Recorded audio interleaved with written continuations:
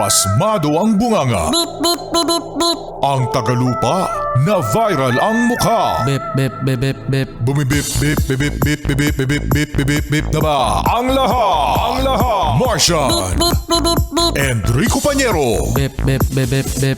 Beep, beep, beep, Bip, bip, bip, bip, bip. Bip, bip, bip, bip, bip. Tilaok! Tilaok! Beep, beep, beep, beep, beep. Ito na ang 101.1 Yes FM Balitang Oy, ito no, sa mga yes pre natin, ang mga tsuper na naghahanap ng proyekto ng gobyerno para masolusyonan ang taas ng krudo. Oh, ano yan? So, ito, Martian, mga yes pre, ano?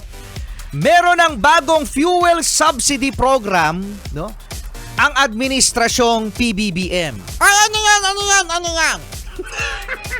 Ito mga yes friend ay nasimula na kahapon, April 14, sa mga gasoline station. Kung di ako nagkakamali mga yes friend, ano, sa Metro Manila. O sana meron na sa ibang parte, no, ng mga probinsya. Sana talaga. Ano yan?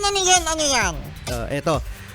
Meron discount na 10 piso, no, sa mga gasoline station kung saan ay makaka-discount ang mga may prangkisa na mga sasakyan. Inuuna muna! Oh, ano yan? Inuuna muna mga yes friend ang mga jeep. Okay.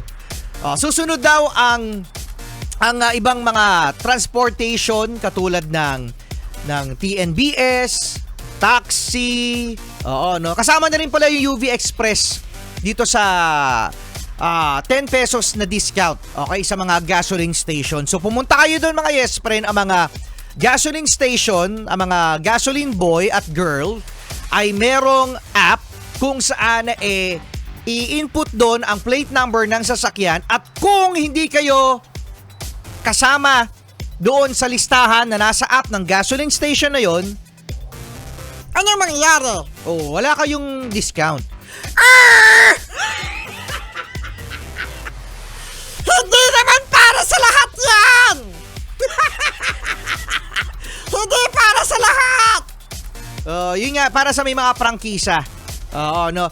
So sa mga yes pre natin na pupunta po ng gasoline station, mag-inquire kayo sa mga gasoline boy kung qualified kayo.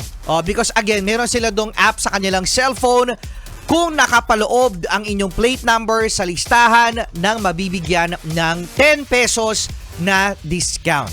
Ang tanong, sapat ba yan? Yung 10 pesos na yan? Hindi. Lahat ba kasali? Hindi.